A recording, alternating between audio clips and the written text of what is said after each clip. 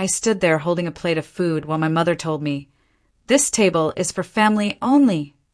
I didn't scream. I didn't cry. I simply walked away, realizing that after a lifetime of giving of myself, I had never truly felt like I belonged there. My name is Lara. I'm 32 years old, and I've spent most of my life trying not to take up too much space. I live in a small town in New Jersey, in a narrow house that's always been too loud for how little anyone ever heard me. I work in the back kitchen of a local diner, chopping onions until my hands smell like them even after 3 showers. The kind of job where no one asks how you're doing, just if the soup's ready. Every paycheck I get goes straight to the house. Rent, groceries, prescriptions. I don't remember the last time I bought something just for me. Maybe a second-hand coat 4 winters ago. That's how it is when you're the responsible one, the invisible engine behind everyone else's comfort. My sister Bianca, on the other hand, was always the star. 2 years younger, prettier, louder, shinier. She grew up hearing she was special. "Bianca has that spark," my aunts used to say, smiling like she had sunlight behind her teeth. She does Instagram reels now, giving makeup tips and Bible verses in the same breath. She works part-time at a boutique, but dresses like she owns the place. Still lives with us, but doesn't pay a cent. My parents say she's finding herself. I think she just never had to. I never minded, not really. I got used to shrinking, so others could shine. When you grow up with the kind of silence that applauds other people, you stop waiting for claps of your own. I did everything I could to help. Picked up extra shifts, skipped dentist appointments, said yes when I wanted to scream. Then Bianca got engaged. To a guy from church with a firm handshake and a tattoo of a dove on his wrist. Suddenly, the house turned into a wedding planning headquarters. And everyone looked at me like they already knew I'd pay for the bulk of it. No one asked exactly, but they hinted. "Bianca deserves a beautiful day," my mother said, folding laundry that I had washed. "She doesn't have much savings, you know." I nodded, because what else do you do when you've always been the dependable one? I started saving, skipping lunch, taking double shifts at the diner, canceling Netflix. I even sold my car. It wasn't much, a dented old Corolla, but it got me to work in the rain. Now I walk or borrow the neighbor's bike. My feet hurt all the time, but it's fine. I kept telling myself, this is family. This is love. This is what sisters do. But something inside me began to flicker. Not enough to catch fire, just enough to sting. One night, while reheating leftovers, I heard Bianca on the phone saying, "Yeah, my sister's helping. She doesn't really have a life, so she's always available." And she laughed, like I was a convenience store, like my sacrifices were just expected inventory. I stood there holding a plastic fork, and something about the way the microwave hummed made me feel like I was disappearing. There was no gratitude. No, thank you. Not even a cheap candle from her bridal shower. Just task after task. Pick up the invitations, help with the centerpieces, pay the photographer's deposit. I did it all, quietly, without drama, because that's what I was taught. Don't complain. Be useful. Be good. So I smiled when I wanted to sob. I clapped when I wanted to run. And every night I lay in bed trying to convince myself that maybe, just maybe, they'd see me. They didn't. Bianca became the sun, and I became the shadow that cooled her shine. My dad used to joke, "You're the calm one, Lara. The glue." But glue dries out eventually. It cracks. I started to crack, too. The night before the wedding, I stayed up sewing a tear in Bianca's dress. She was too tired, she said. Too stressed. I sat on the floor by the washing machine, patching lace while my knees ached, and I realized something. No one was going to remember this. No one was going to say, "Lara made this day happen." They were going to take photos, post reels, and tag each other in smiling group shots, and I'd be somewhere behind the curtain, wiping crumbs off tables. That was the first time I asked myself the question that would change everything. What would happen if I stopped? If I just stepped back? If I let them figure it out on their own? The thought terrified me, and that's how I knew it mattered. Maybe you know what I'm talking about. Maybe you've been the quiet sister, the overlooked daughter, the one who fills everyone else's glass with an empty pitcher. It's a lonely place, loving people who only notice you when they need saving. And the worst part is you let them. You believe that's your place. Until one day, something small, something cruel, a word, a look, a silence snaps you awake. I wasn't awake yet. Not fully. But I was blinking, stretching, sensing the storm coming. I just didn't know yet that it would hit during the cake cutting, with a sentence so sharp it would slice more than frosting. The morning of the wedding started before the sun came up. I was already in the kitchen at 5, boiling water for tea, slicing fruit for a platter no one asked me to make. The house buzzed with movement, curling irons heating, someone shouting for missing earrings, my dad arguing over parking arrangements. I moved quietly between the chaos like a ghost with hands. I carried boxes to the car, picked up pastries, delivered dresses, fetched safety pins, ran last-minute errands no one remembered assigning. It was like I'd been cast in a role no one named. The helper, the extra, the one who exists to keep the machine running. No one said thank you. No one really looked at me.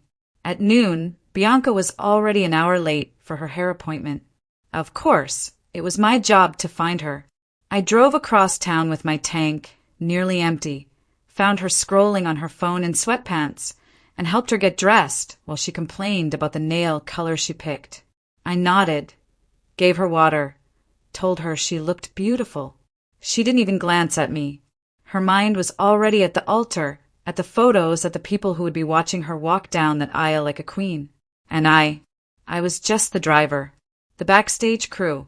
When we arrived at the church, I slipped through the side entrance while the photographer clicked away at the bridesmaids posing in sunlight. I wasn't in a single frame. My dress wasn't coordinated. I wasn't a bridesmaid, not even an usher. I stood by the coat rack, holding purses and trying to breathe through the thick scent of hairspray and perfume. Somewhere in the background, someone laughed too loud, and I wondered for a second what it might feel like to be the one laughing freely, not worrying about everyone else's schedule. During the ceremony, I took photos from the back row with my phone. Everyone else was seated close to the front, except for me and a few distant relatives. I remember thinking how strange it felt to be there, but not really there.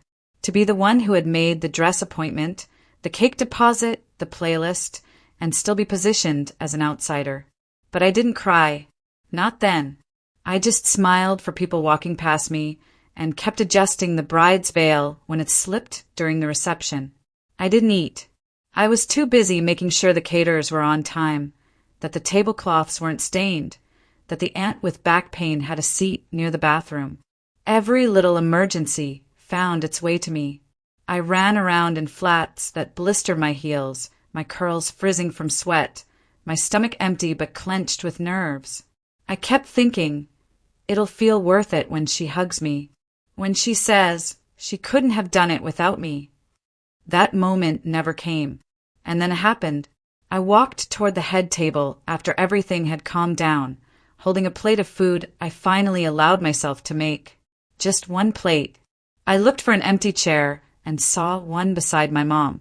I stepped toward it, but before I could sit, she looked up, distracted, almost annoyed, and said, "Oh, honey, don't sit here. This table's just for family. Go over there with the cousins." She pointed without even thinking, without realizing. I stood still for a second, holding the plate. My knees locked. My throat burned. I don't think she even noticed the silence that followed. She turned back to her glass of wine, laughing at something Bianca said. I stared at the food on my plate, suddenly nauseous. Just for family. Just for family. The words echoed louder than the DJ's music. I walked away slowly, my plate trembling in my hands. I ended up sitting on a plastic chair near the back of the reception hall, between a coat rack and a trash bin. I don't remember if I ate. I don't remember what song played next. I just remember feeling like I had been peeled out of my own skin.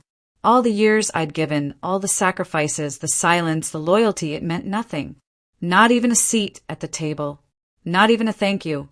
People took photos that night. Beautiful, expensive photos. Bianca with her friends. My parents with the couple. Extended family in matching outfits. And me? I wasn't in any of them. I looked through the tagged pictures later, pretending not to care. I told myself it wasn't about recognition, but it was. It always had been. Just once, I wanted someone to see me. Really see me. And not because I fixed something or paid for something or stood in the gap, but because I was worth seeing. That night, when the guests were gone and the lights were dimmed, I stayed behind to clean up what the staff missed. I folded napkins, threw away half-eaten cake, packed leftover favors in boxes no one would claim. And when I finally got home, I took off my shoes, sat on the edge of my bed, and stared at the wall for what felt like hours. My phone buzzed with photos, hashtags, hearts. I turned it face down. I didn't cry. I didn't scream. I didn't even speak. I just sat there, hollowed out by a truth I had never dared name. That night, I understood something I hadn't allowed myself to feel before. I wasn't part of the picture because, to them, I was never in the frame to begin with. The morning after the wedding, I woke up before anyone else. I didn't pack a suitcase, didn't make a list, didn't say goodbye. I stood in the middle of my small bedroom, still in the dress from the night before, and stared at the pile of bobby pins on my dresser like they held answers. They didn't. I grabbed my old backpack, shoved in a change of clothes, my ID, a toothbrush, a crumpled $20 bill I'd hidden in the hem of a drawer. No note, no explanations, just air, stale and thick, pressing on my chest like it wanted me to stay and suffocate. Outside, the town was still half asleep, soft light barely cutting through the gray. I walked to the bus stop with numb legs, each step a small rebellion. No one followed, no one called, no one noticed. I bought a one-way ticket to Philadelphia and didn't even flinch when the machine chewed up my last 5. The driver didn't look at me. I didn't blame him. I probably looked like someone trying to disappear. And in a way, I was. Not because I wanted to stop existing, but because I wanted to start over somewhere I'd never be seen as someone else's convenience. The ride was quiet. I stared out the window, watching trees blur into buildings, neighborhoods turn into highways. I didn't cry. I didn't even think. I just floated, like a body unhooked from a name, a title, a role. I kept thinking of the wedding cake. 3 tiers, white and gold, cost more than my rent. I paid for that cake. I paid for the florist, the photographer, the DJ.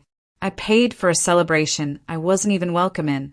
The thought should have made me angry, but all I felt was empty. Emptier than ever. When I got to Philly, I texted one person, Kayla. We'd known each other in high school, drifted apart like most do, but she once told me, "If you ever need to vanish for a bit, my couch is yours." I didn't expect her to remember, but she replied in 5 minutes, "Come. Don't explain. Just come." She lived in a small apartment in West Philly, barely enough space for herself, but she cleared a corner for me.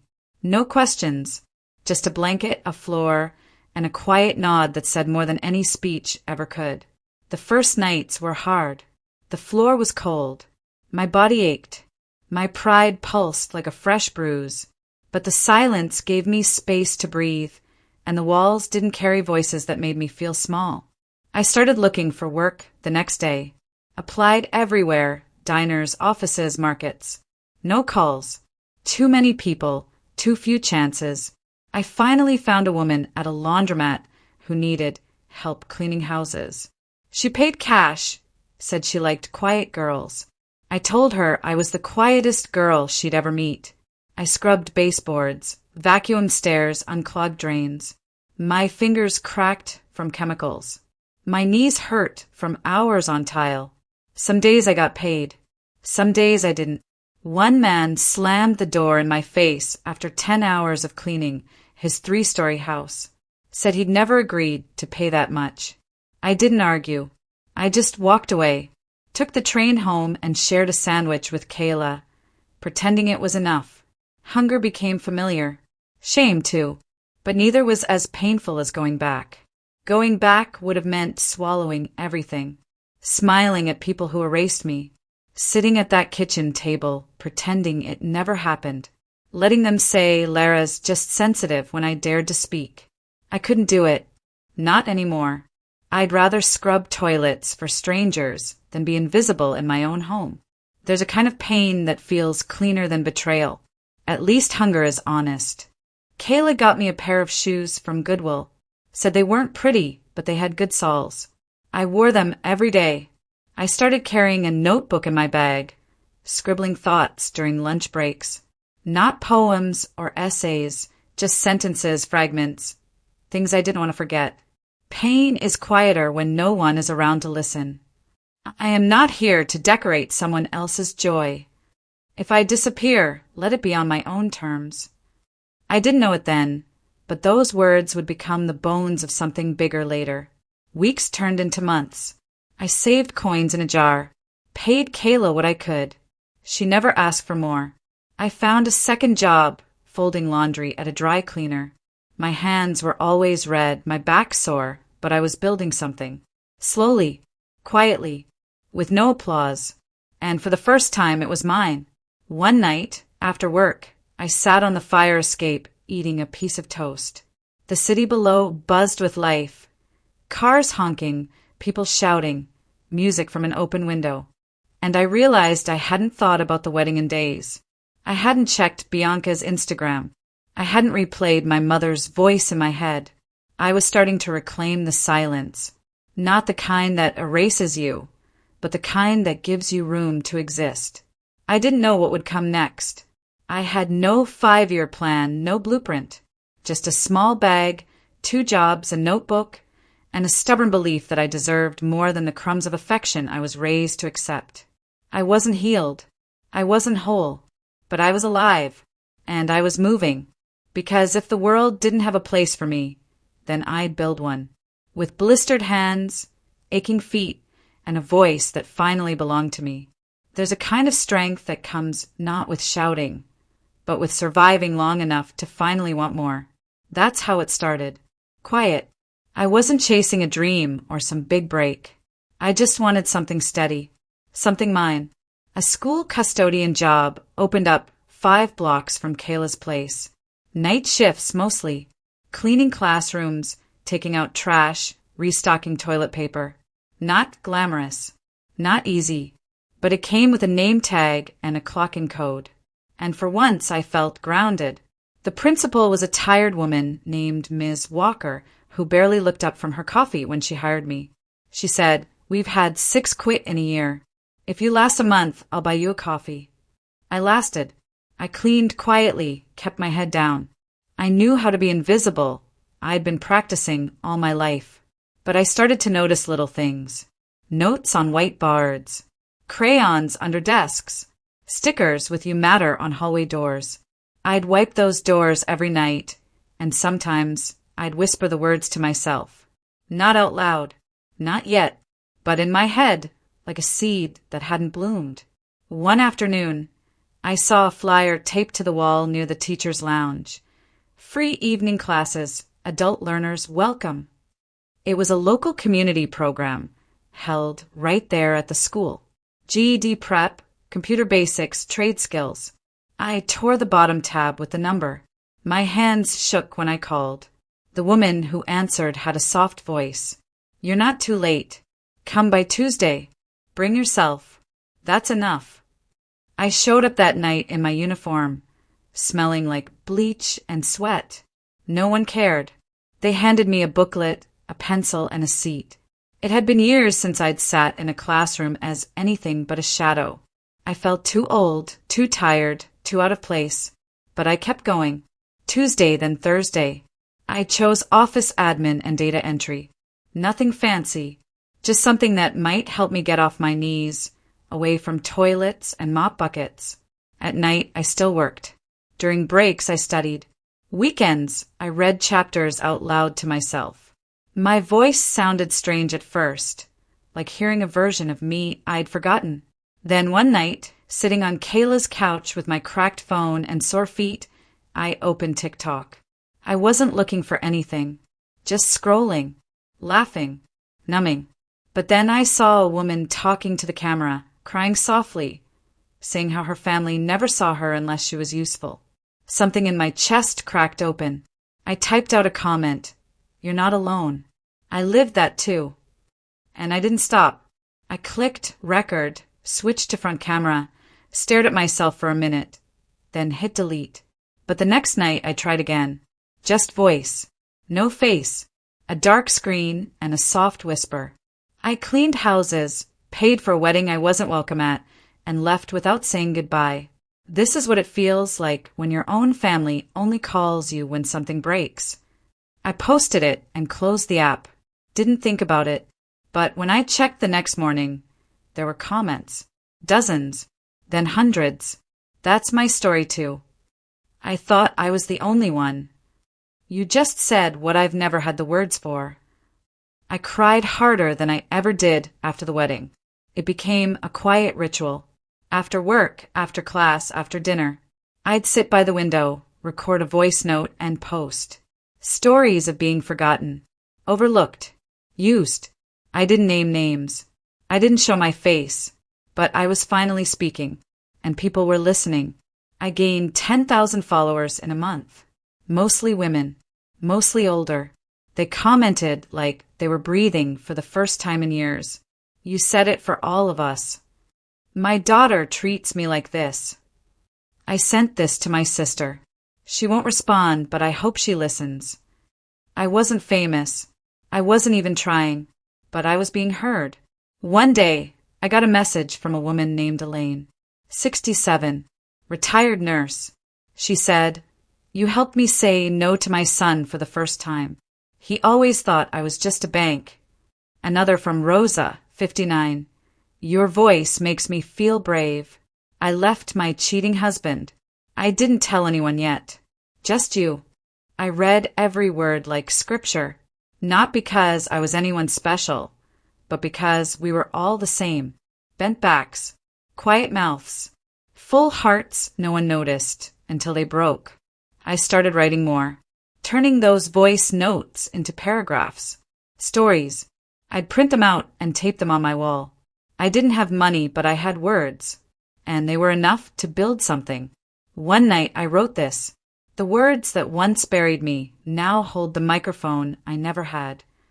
I posted it, just that sentence. It was shared 5,000 times in a week. Kayla smiled at me like I was someone new.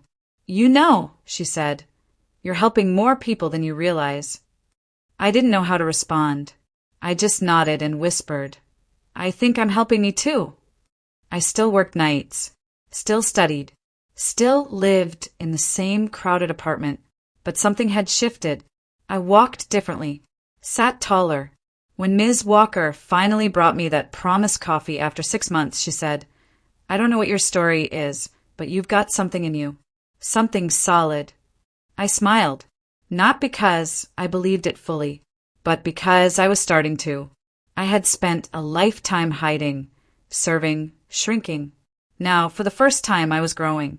Not loud, not fast, but strong, rooted. And every time I spoke, I imagined a room full of women nodding in the dark. Women like me. Women like you. It started with a notification. A name I hadn't seen in almost a year. "Bianca followed you." I stared at it for a full minute, thumb hovering over the screen, my pulse like a slow drum in my throat. I didn't open the message right away. I just let it sit there like a memory I hadn't invited. She hadn't watched any of my videos, not publicly at least.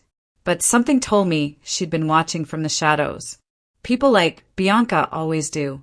They don't clap, but they hover. They study. And when the perfect life cracks, they come crawling toward the ones they once ignored. A day later, a voice memo came through. Her voice hadn't changed. Still smooth. Still that practice tone, like she was rehearsing the lines before pressing record. "Hey, Laura, I know it's been a while. I've been meaning to reach out, but things have been hard lately. I saw one of your posts. You're doing really well. I'm happy for you. Truly. I was wondering if we could talk sometime. Maybe meet for coffee or something. Mom and Dad, they're not doing so great. And I know things weren't perfect before, but we're still family, right? She ended with a long breath, like she expected applause just for showing up. I didn't reply. Not that day. Not the next. I walked around with my phone like it was a live wire, sparking in my hand. I kept hearing her words. We're still family, right? Like they were a joke without a punchline. The same girl who once let me pay for her wedding without blinking. The same mother who told me the table was for family only. Now, suddenly they remember my name. A week passed. Then came the second message. Text this time. I know we hurt you. I won't pretend we didn't. But things are really bad now. Derek left. Took everything. The credit cards are maxed. The house is under review. And Dad had a fall last month. Hospital bills are piling up. Mom's exhausted. We need help. Please. That word, help, sat in my chest like a stone. Heavy, familiar. A role they expected me to slide back into, like a second skin. I used to jump when they called. Used to give until I bled. But now I had something they didn't. Stability. A voice. A community that saw me. What Bianca didn't know was that a local journalist had reached out after my TikToks started going viral. She asked if I'd ever considered writing a column. Something weekly. Reflections from the everyday woman. I said yes before fear could stop me. My first piece ran 2 months ago, right there in the Philadelphia Gazette. It was about sisters. Not mine by name, but close enough to sting. Some sisters grow up in the same house, but never share the same warmth. Some sit at the head table, while others serve from the kitchen. And some don't see you until your silence becomes louder than their applause. It got shared over 40,000 times. And it wasn't just strangers reading it. I knew someone from my hometown would eventually stumble across it. I just didn't think it would be her. I paced the apartment for hours that night. Kayla watched me without saying a word, like she knew this was something I had to battle alone. I kept trying to write a response in my head. Something kind, something sharp, something balanced between grace and truth. But nothing felt right. Because the truth is, some apologies don't erase what was taken. Some bridges don't get rebuilt. Not because of bitterness, but because of peace. I sat at my desk and opened her message again. Read it slowly. Looked at every word like it was written in code. We need help. Translation. We remember you now that we're falling. Things weren't perfect. Translation. We treated you like a ghost, but don't hold that against us. You're doing really well. Translation. You have something we want. I didn't respond with words. Not directly. Instead, I wrote my next column. I titled it, When They Only Call You from the Wreckage. It was raw, a little colder than the ones before. I wrote about the pain of being useful, but never loved. About the sting of being remembered only when the walls started to fall. About how some people never see your worth until it's wrapped in something they can't afford. Funny how the phone rings only when you've built something they can't touch. Funny how silence turns into concern once you're no longer a servant, but a name in print. They ask for help. But where was help when you were drowning in their expectations? It went viral within days. The comments were full of women who knew exactly what I meant. They only come when the house is burning, and they want to sleep in your spare room. I'm finally learning to say no without guilt. Thank you for reminding me that I'm not cold, I'm healing. Bianca didn't message again after that. I don't know if she read it. I don't know if she cried or rolled her eyes or shared it with someone pretending it wasn't about her. But I knew one thing for sure. I didn't write it for her. I wrote it for me, and for every woman who's ever been summoned only when the picture-perfect life turned to ash. Sometimes people fall, and when they do, they look around for the one who's always had the strength to carry. But I'm not a crutch anymore. I'm not a backup plan. I'm not the forgotten sister hiding behind a camera. I'm a woman with calloused hands, a steady voice, and a full spine. And I've learned that survival isn't just staying alive. It's refusing to be needed by those who only see you when they have nothing left. I wrote the letter in the middle of the night, barefoot on the kitchen floor, my back against the fridge and a pen shaking in my hand. It wasn't planned. There was no candlelit mood, no piano music in the background. Just me, a spiral notebook, and a silence that had lived inside me for years, finally refusing to stay quiet. I didn't write it to publish. I didn't even write it for healing, not at first. I wrote it because my chest felt too tight, like the weight of everything I never said was crushing my ribs from the inside out. It started with her name, Mom, and just seeing that word on paper made my throat burn. I hadn't said it out loud in months. Hadn't heard it directed at me in a tone that didn't carry disappointment. But there it was, the beginning of a letter she would never read. You probably don't remember the wedding night, but I do. Every detail. The words came slowly, then all at once. I wrote about the dress I fixed at 2 a.m., the heels I lent Bianca without ever getting them back, the way you looked at me when I tried to sit beside you, like I'd stepped into a place I didn't belong. I wrote about all the small things, the things no one ever noticed. How I cleaned your kitchen without being asked.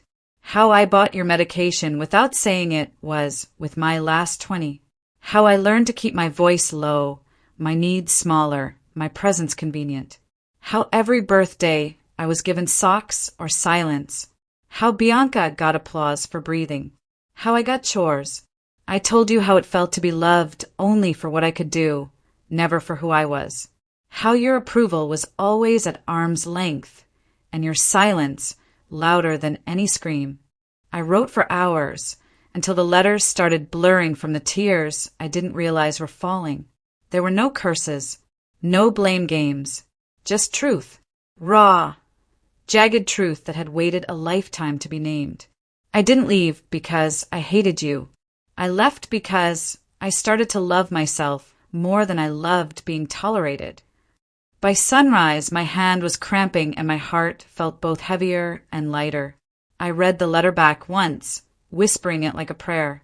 Then I folded it, slipped it into an envelope, and placed it in the back of my journal. I didn't mail it. I couldn't. Not yet. Maybe not ever. But something about putting those words outside my body made it easier to breathe. A few weeks later, I shared parts of it in my writing group. Just lines, nothing with names. One of the women, Gloria, 62 widowed, sweet as molasses, grabbed my arm with tears in her eyes. "That's my mother, too," she whispered. "I've just never been brave enough to say it out loud." That's when I knew it wasn't just my story. It was ours. 1,000 versions of the same ache. The editor from the Gazette called me the next week. She'd read my last piece and asked if I'd ever thought of turning my stories into a book. I laughed at first. I was just a janitor with a busted phone and an old pair of sneakers. But she was serious. Your voice is something people need, especially women, especially the ones who've lived in the shadows too long. I told her about the letter. She asked if I'd be willing to use parts of it. I said yes, but only if I could change the names. I wasn't trying to expose anyone. I just wanted the pain to mean something. The book came out 6 months later. Small press, local run. We called it What I Never Got to Say. I didn't expect much. Maybe a few readers, some kind messages. But it took off. Quietly, steadily. Book clubs reached out. Librarians asked for readings. Emails poured in from women who said things like, "I didn't know I needed this until I found it." This letter? It could have been mine. I read it to my daughter. We both cried. One line stood out, repeated across hundreds of comments. I've never seen someone describe the kind of pain that doesn't scream but just stays. The chapter with the letter became the most quoted, the most underlined, the most passed around. Women read it at kitchen tables, in church basements, in parked cars while their kids were inside soccer practice. Some said they printed it out and burned it as a ritual. Others said they folded it up and carried it in their wallets like armor. I sat in my tiny apartment watching all of this unfold, and still, I never sent the real letter.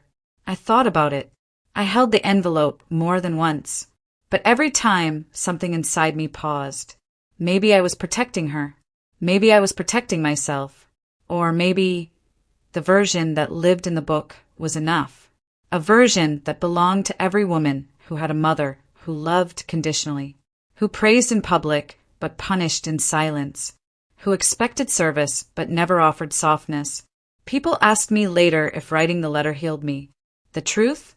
No, not right away. Healing isn't a clean cut. It's a slow unraveling, a rebuilding, a choice you make every day not to reopen the wound. But that letter, those words, they were the stitches. They held me together while I learned to be whole. I didn't write it to accuse. I wrote it to survive, to say what had never been said, to stop carrying ghosts in my chest. I wrote it like someone bleeding, and in doing so, I finally stopped the bleeding. It was a Tuesday. I remember because it had rained that morning, and my shoes were still damp when I walked into the office. The city felt slow that day, like everything was moving underwater. I had just finished editing a piece for a new writer when the receptionist called my line. "There's someone here to see you," she said, her voice low, hesitant. "She says she's your mother." I didn't answer right away. I just stared at the blinking cursor on my screen, the kind of pause that feels like your whole past walking back through the door you locked shut. When I stepped into the lobby, she was standing near the glass doors, smaller than I remembered, older than I expected. Her coat hung loose on her frame, and her hair, once carefully pinned, was uncombed, streaked with gray. She looked like someone who had waited too long to speak. For a moment, neither of us moved. The receptionist looked between us, then quietly slipped away, as if the room belonged to something heavier than words. My mother raised her eyes slowly. They were red-rimmed, tired. "Lara!" she said, and my name cracked in her mouth like it didn't fit anymore. I didn't know where else to go. She looked at me the way people look at locked gates. Not pleading, just tired of standing outside. I didn't hug her. I didn't smile. I didn't ask if she wanted to sit. I stood there with my hands in my pockets and a wall in my chest I didn't remember building, but suddenly felt like stone. "What do you want?" I asked, not cruelly, just plainly, like someone asking the weather. She took a breath, then another, like the words were stuck. "I read your book," she said, "or parts of it. Bianca showed me. I didn't know. I didn't know it had been that bad." I looked at her and said nothing, because she did know. She just didn't see it, or didn't want to. "I was hard on you," she continued. "I know that now. I didn't mean to make you feel small. I thought I was doing what mothers are supposed to do. Keep things in order. Keep the peace. But maybe all I did was keep you quiet." Silence filled the space between us. The kind of silence that's too full to breathe in. I saw her fidget with the strap of her bag, eyes darting like she wanted to ask for something, but wasn't sure if she still had the right. "I came to say I'm sorry," she said finally, "for not being the mother you needed. For all the times I made you feel like a burden. I didn't know how to love you properly, but I always loved you, even if I didn't know how to show it." I stood still, waiting for a feeling that never came. Not rage, not relief, just a deep, dull ache where longing used to live. I nodded once, slowly, and looked her in the eyes. "Now you know," I said. "Now you know what it feels like to be on the outside, to watch a door close and not be invited in." Her face trembled, just slightly, and for a moment I saw not a mother, not even the woman who raised me, but a person. Flawed, broken, human. Someone who didn't know how much damage she'd done until it was too late to undo it. She reached a hand toward me, and for a split second I almost took it, out of habit, out of some old reflex from childhood. But I didn't. I let the space remain. "I don't hate you," I whispered, "but I'm not walking back in just because now you see what it did to me." A tear slid down her cheek. She didn't wipe it. "I just wanted to see you again. That's all." And I believed her. But seeing me didn't mean having me. That's something she'd have to live with. Some apologies open doors. Others just help you shut them without slamming.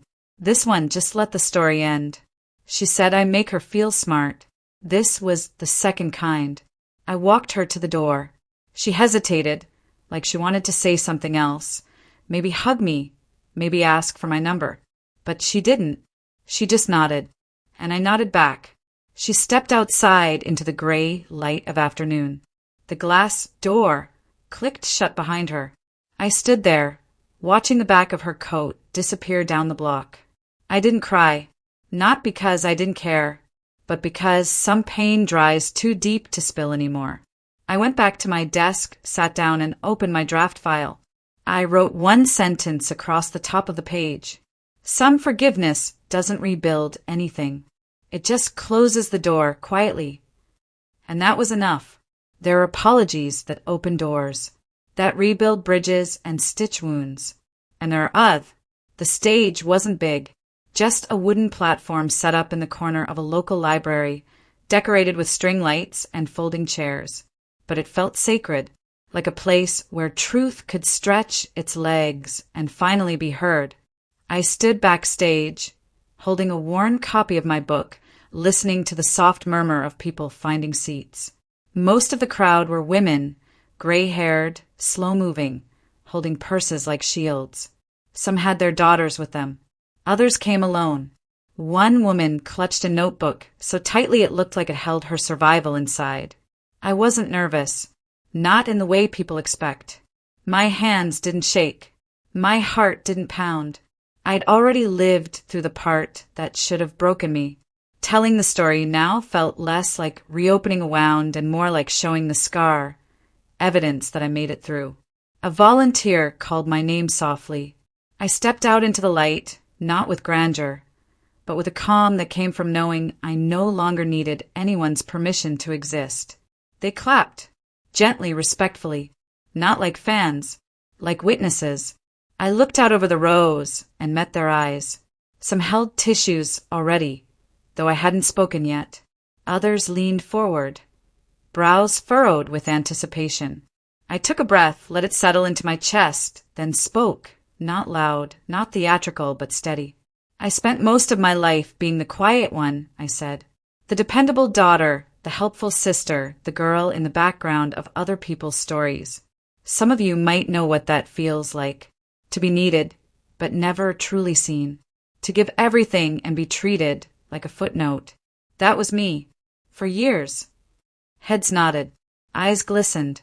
A woman in the third row whispered something to the woman beside her and clutched her hand.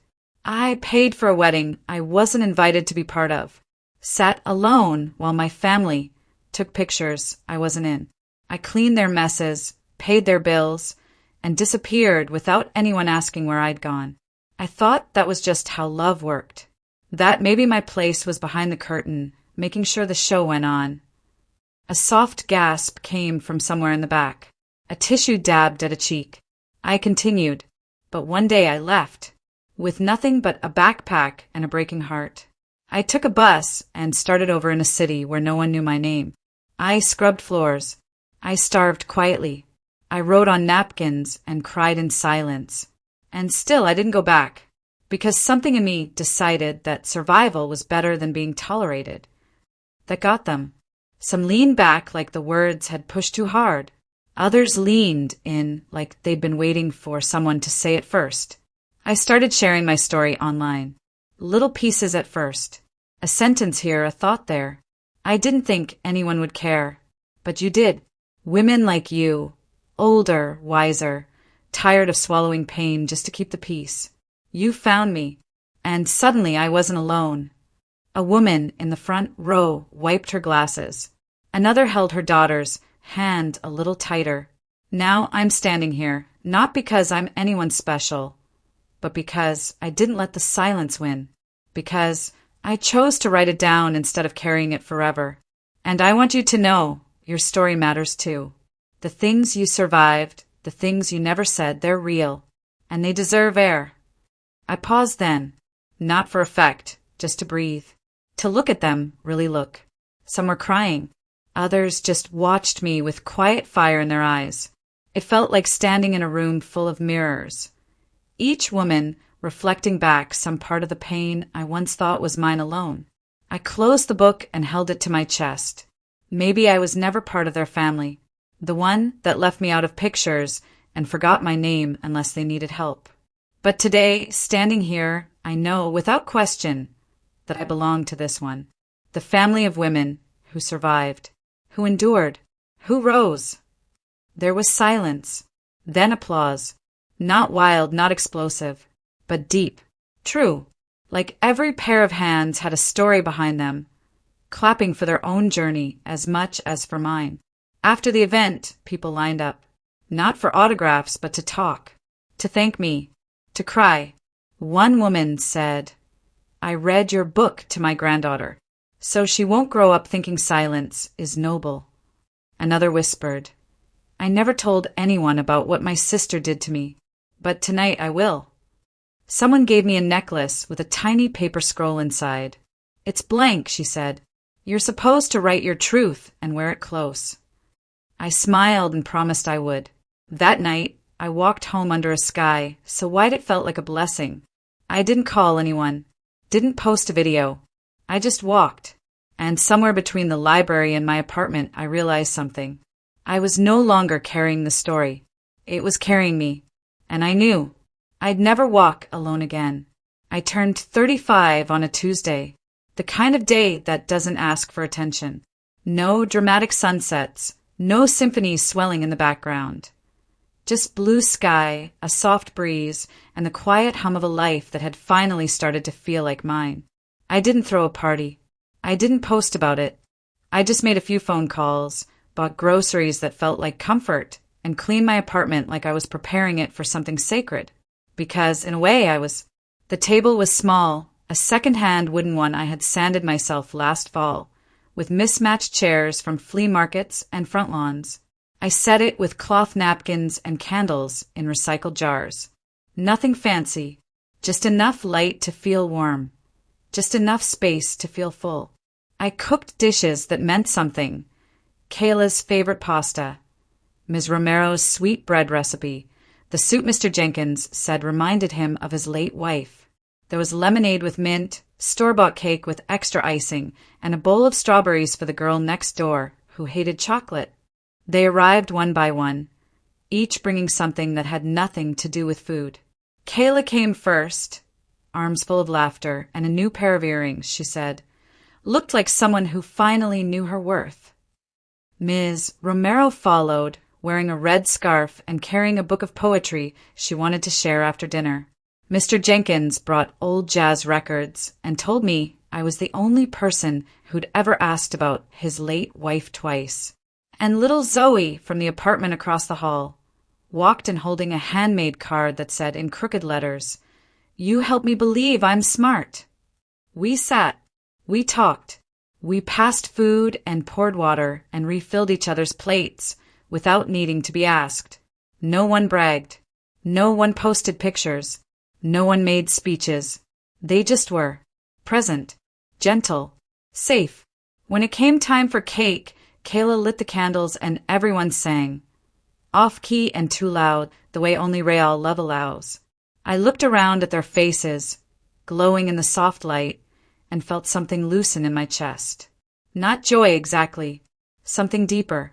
Stillness, maybe. Or the quiet confirmation that I hadn't just escaped my past. I'd created something better in its place. Bianca wasn't there. She hadn't reached out. No surprise. My mother hadn't sent a message.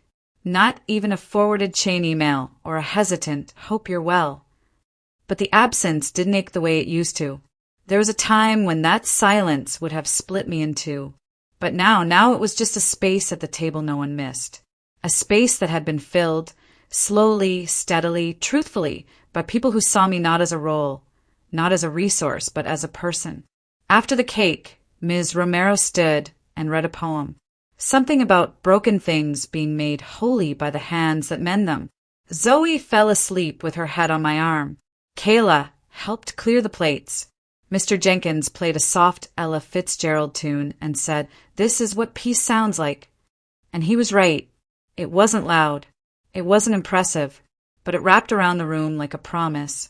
Later that night, when everyone had gone and the candles had melted into quiet puddles, I sat at the table alone for a moment. Just me, the leftover laughter still echoing in the room, and a kind of gratitude that felt too big to speak. I looked around at the empty chairs, now full of memories. I thought about all the years I'd spent trying to earn a seat at a table that had no room for me. All the times I'd made myself smaller just to fit into someone else's version of love.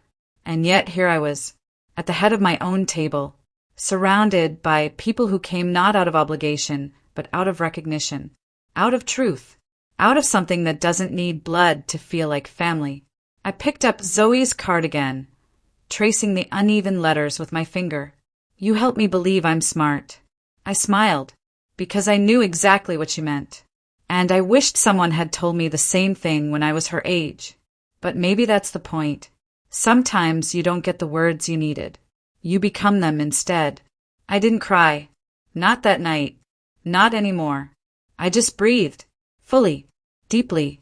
Like someone who'd finally come home to herself. And as I turned out the lights, I whispered the truth I'd been carrying all these years.